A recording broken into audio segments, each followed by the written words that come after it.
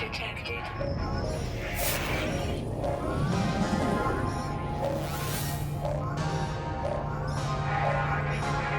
Warning, threat detected. Hostile ships approaching.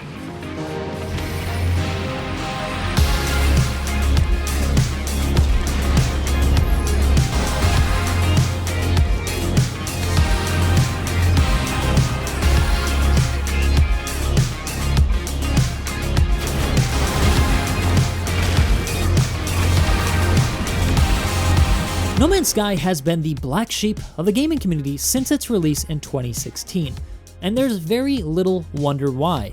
It didn't deliver on the experience that was promised. All of those conferences and interviews that Sean Murray did kind of added up to a lot of lies, and people were understandably upset. And if they would have left it just like that, it would have just been a cautionary tale of why you shouldn't pre-order games and why you shouldn't overhype them.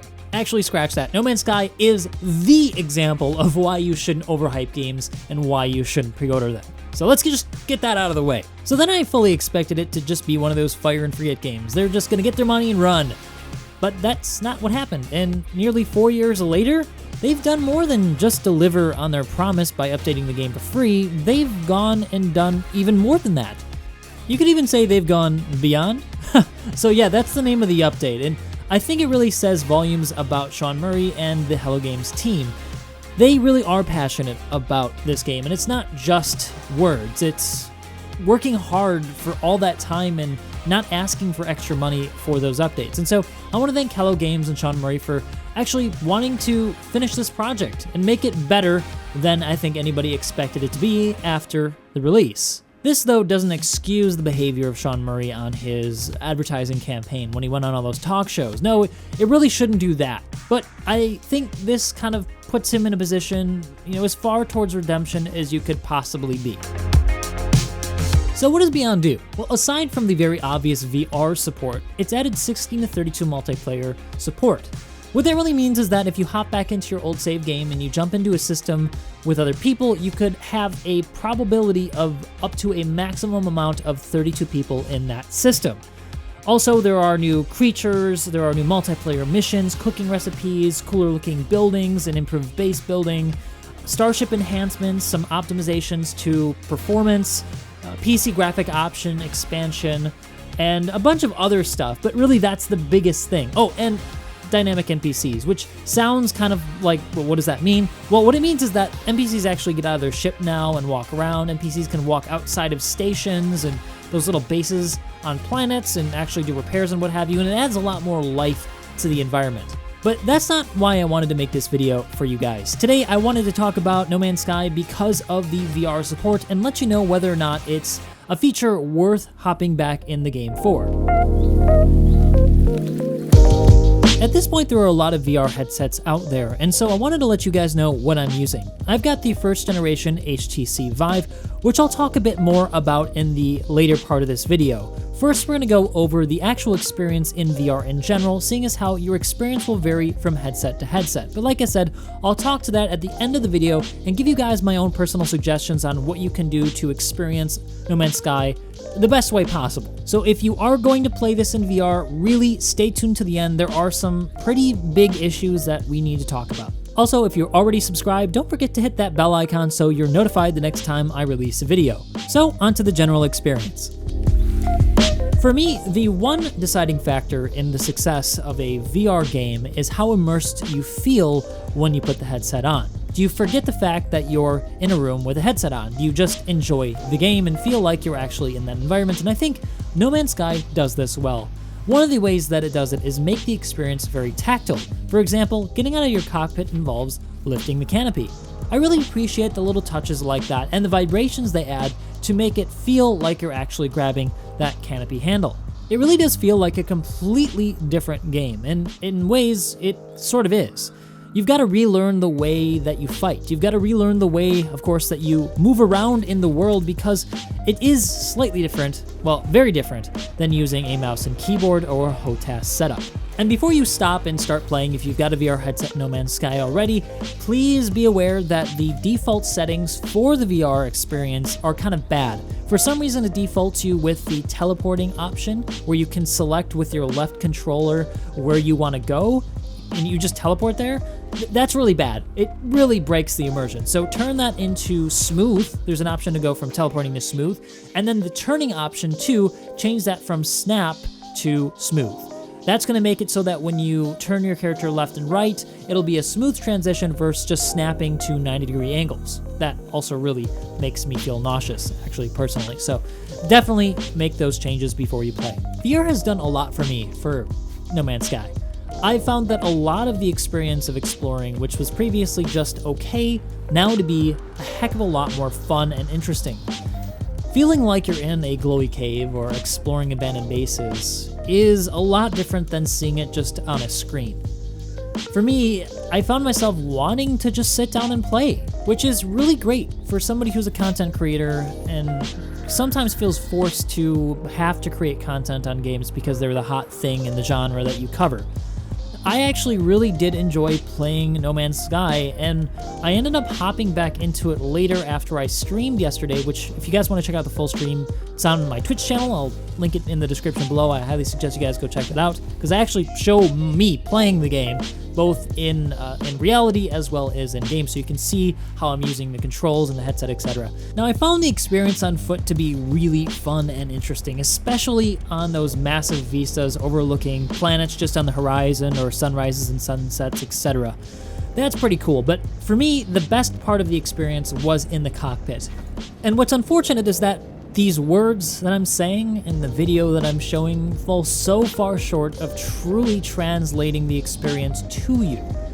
It was tranquil, beautiful, enveloping. I felt like I was in this world, and although I couldn't touch the snow on the surface of this planet, I almost felt that I could. Something that I can convey, though, here is that using VR in a situation such as this makes things like searching for new discoveries a lot easier. You can look left and right as you fly in a straight line and discover things that you otherwise would not have because you'd have to point your ship directly towards it. All in all, the VR experience in general is wonderful, and it left me wanting more. So much so that I did actually go and play more after recording this footage earlier. And if you're having deja vu, so am I. Last weekend I tried to make a video about Rebel Galaxy Outlaw, and the same thing happened. I lost track of time and ended up not making it until much later. But that's like the best problem to have. Having so much fun with something you're reviewing that you lose track of time. I mean, that's the best kind of review. Sadly though, No Man's Sky is not an exception to the nothing's perfect rule. It does have some issues, and we're going to talk about that in the next part of this video. So before I talk about the technical side, as in the actual interface with the HTC Vive issues, I'm going to talk about general issues in the VR experience for No Man's Sky that will apply pretty much to all VR headsets. First and foremost, if you want to use a joystick or a HOTAS setup, you can't. Currently, there's no way to use anything but the VR default controls. This is something that I really hope that they add in later as an update to No Man's Sky. And while casually playing, you really don't notice this issue, when you get into dogfights or when you want to make very precise movements in flight, you will notice it. There is no way to be precise with a floating joystick. No matter how hard you try, how close you put it to your base station, you're just not going to get the sort of movements that you're going to get out of a HOTAS setup or a dedicated controller. I found myself oftentimes fighting with the controls to try to get them to do what I wanted to. And it doesn't help that I can't configure what the joystick does. Personally, I like flying where when I move the joystick left or right, I roll instead of yaw. But right now, it's only set up to yaw, and that's really frustrating. I tried to rebind it, but I couldn't figure out quite how to do it. And so if it is possible, the menu then is pretty unclear on how to do it. So aside from adding HOTAS and joystick support, I'd really like them to make the controls just in general a bit more configurable. There also seems to be a really big issue right now with the tips popping up on the screen, so the space anomaly thing that just popped up. You'll keep getting tips on your screen, and some of them are really big and they don't go away. And they keep coming back. You can't turn them off. I don't want to see them. I would rather have it pop up for a second and then go away and then appear somewhere inside my wrist menu, like in the exosuit menu or something, rather than always being in my face. It completely ruins the experience, and I really hope that they fix that in the next patch.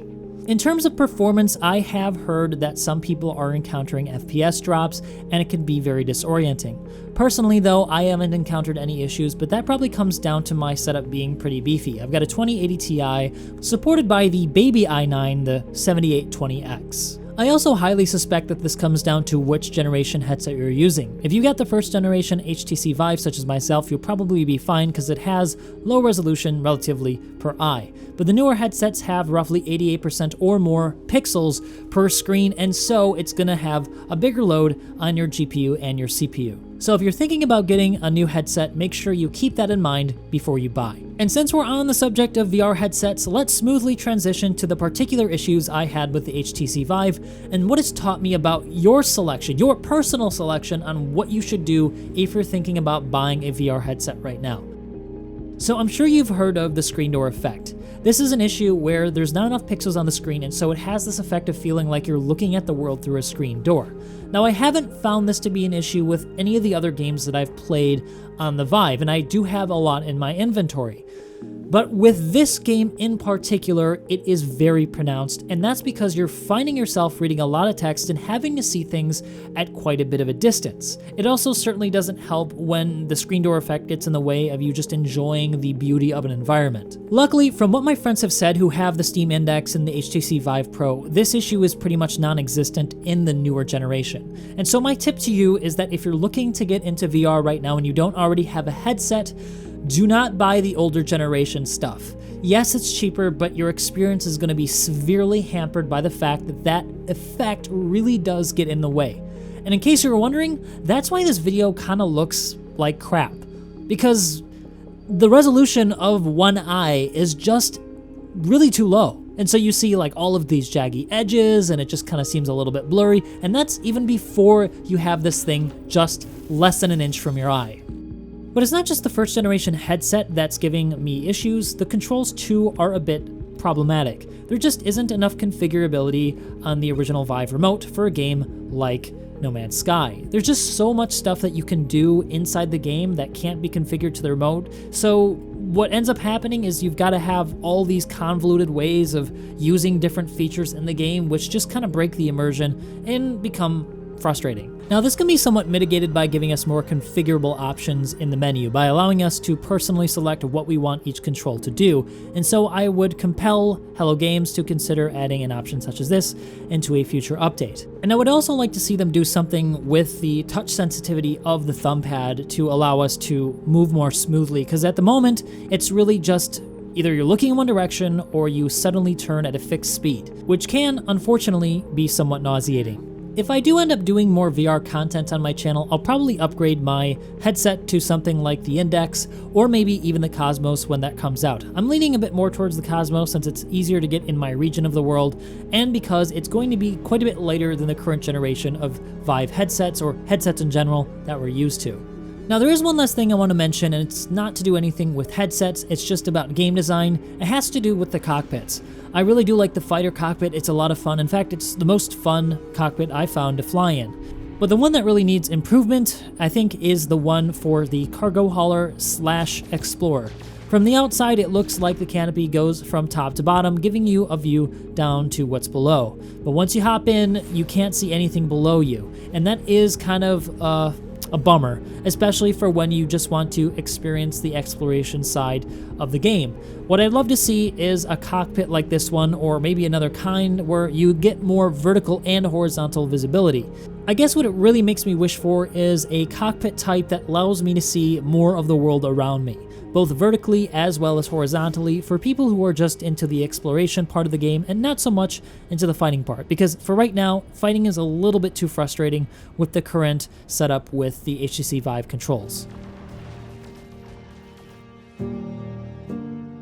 The thing about hype is that if you leave it unchecked, it inevitably leads to untenable expectations. What's worse is that these expectations can vary wildly from person to person, leading to unavoidable disappointment. Sean Murray is guilty of stoking this fire to cosmic proportions. But if these last 4 years have proven anything to me, it's that his belief in this project is genuine. In a landscape of publishers who deliver half-finished, overhyped games, who then turn around and try to sell us the other half too for $29.95, Hello Game has bucked the trend through integrity and hard work. All this despite the massive amount of hate and visceral they surely received post-launch. Now, this could never undo the mistake that Sean Murray made. It's something he can never take back. But it does show that his mistake was likely an honest one, born from an inexperienced creative's inability to control himself in the face of such massive attention. For that, they are, in my eyes, redeemed. VR has added so much to this experience that it's really just left me wanting more. And if they can fix these minor issues, it's gonna be perfect. I've been Morphologus, and if you liked this video, if you found it informative or helpful, let me know by hitting that like and subscribe button. Also, be sure to leave your thoughts down below. I do read the comments section, though I may not have time to respond to everybody. I also want to mention something else. A lot of people have this idea that architects and designers make a lot of money. The sad reality is that we really don't, especially when we're starting off. There is absolutely no way I could have been able to afford this headset and this computer on the budget that I have just from my job without your support. So thank you guys over on Patreon and on Twitch who subscribe to me for all your help. You guys really have made all of this possible. So again, thank you guys so much.